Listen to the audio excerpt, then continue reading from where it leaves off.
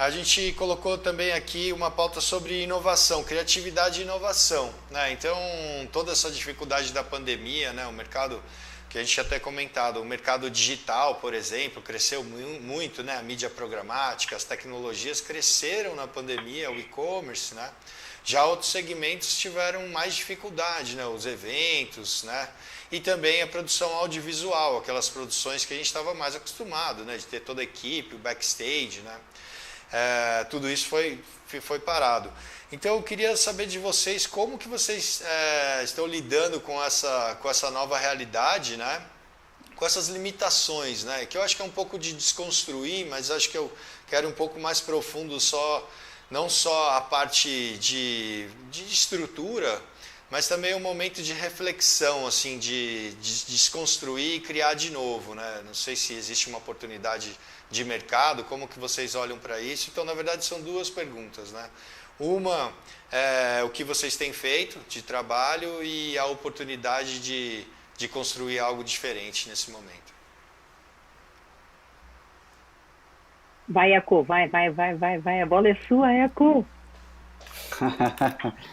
Bom, de trabalho, acho que fizemos um junto recentemente, que é muito legal, e eu vou devolver daqui a pouco a bola para a Joca para ela contar todo o processo, porque a Joca, mais do que uma diretora fenomenal e de ter um olhar sensível e todos esses atributos, né, essenciais para quem está nessa posição, a Joca também é uma grande mobilizadora. E nessa situação que a gente tem de restrição, né, esse desafio a mais, além de todos os outros que a gente já tem normalmente, fez Joca projeto de Hugs que a gente fez, enfim, uma superação que a gente fez no Dia do Abraço, né, para uma marca que tem abraço no nome, um momento onde as pessoas não podem se abraçar, um momento de isolamento social.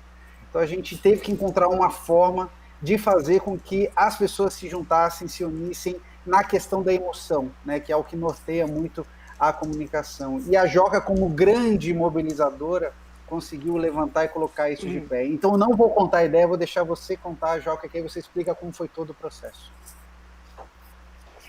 Eu vou contar, mas eu queria falar uma coisa antes, muito importante, que é assim, a única coisa que eu sei fazer é filme.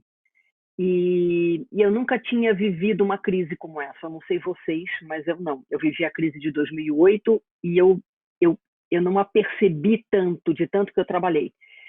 Essa não. Essa eu percebi que todos foram para casa. Foi uma crise mundial, é uma crise que mexeu, não precisamos entrar nesse assunto, né, mas mexeu bastante com o emocional de todos, mexeu muito com os propósitos de todos, das empresas, das pessoas, das famílias, enfim. Enfim.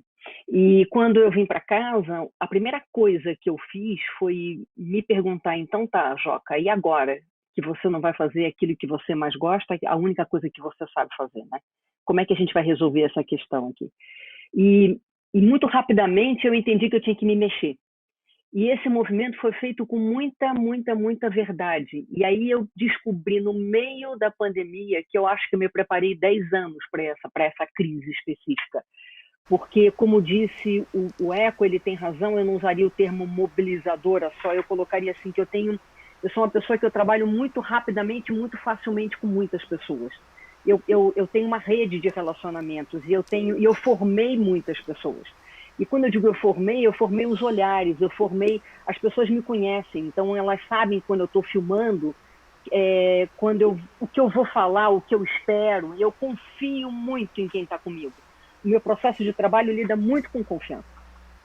E eu conheço bastante o processo.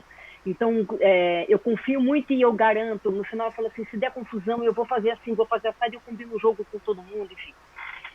E esse projeto de Hugs, eu me lembro, eu vou falar uma frase aqui agora que eu acho que o Eco vai lembrar, eu me lembro que eu falei para o Léo, que é um grande escudeiro maravilhoso do Eco ali no processo todo, quando a gente trabalha com eles, o Léo é uma figura importantíssima, eu falei para ele assim, deixa eu ver se eu entendi, eu tenho que achar uma grávida que está em casa, isso era fácil, mas que não tenha contado ainda para a mãe que está grávida e que queira contar em rede nacional no dia do abraço, sendo que eu não posso encontrar com ela, nem com a mãe dela.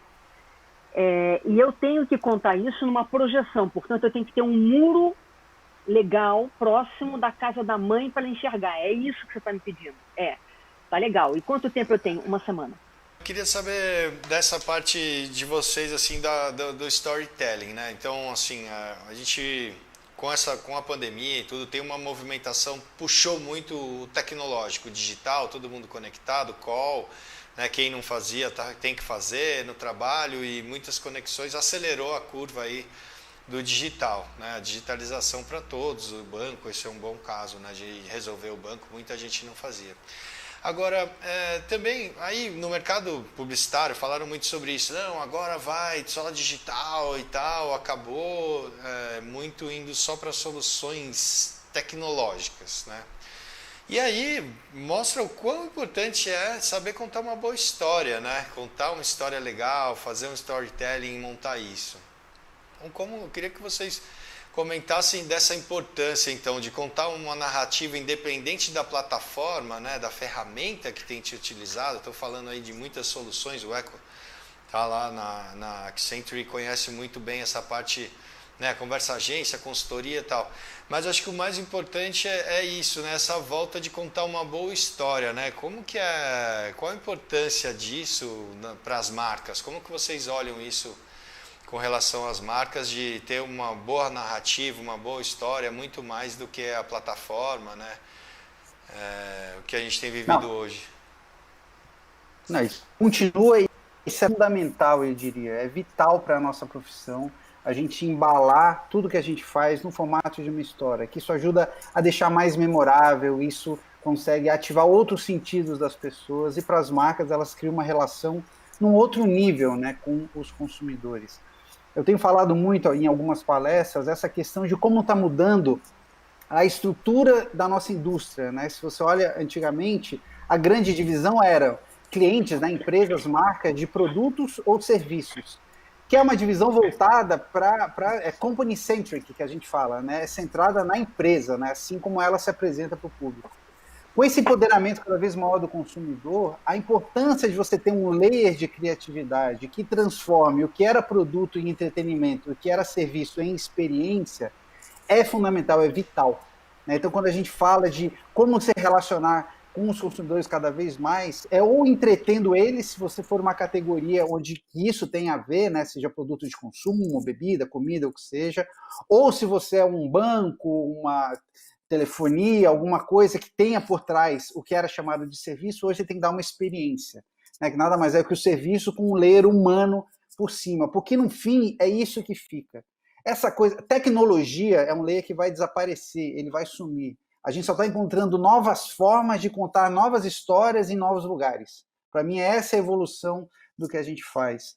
E diretoras como a Joca já entenderam isso. A Joca não tem plataforma, ela conta uma história onde precisar, na vertical, na horizontal, de 15, 6 segundos, 30, 1 minuto. Então, na verdade, assim, você tem uma profusão maior e, para mim, é uma libertação para o que a gente faz. Você não fica mais refém de formato, de tamanho. Eu que trabalhei lá atrás com o digital, a gente tinha limitação de peso até das peças. Hoje não tem mais isso.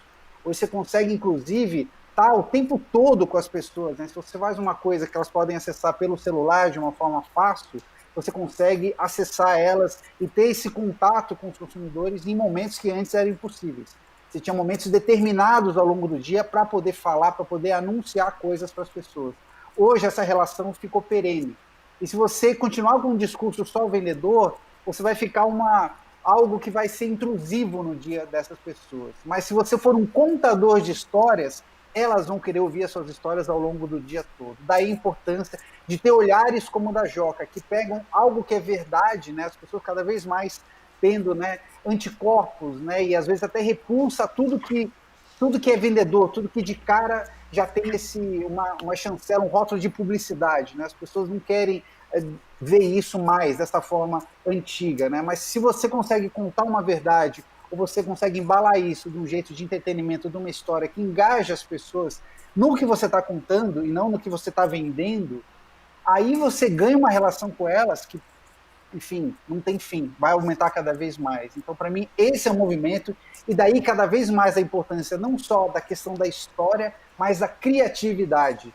Esse é o nosso grande diferencial nesse novo mundo tecnológico, de automação.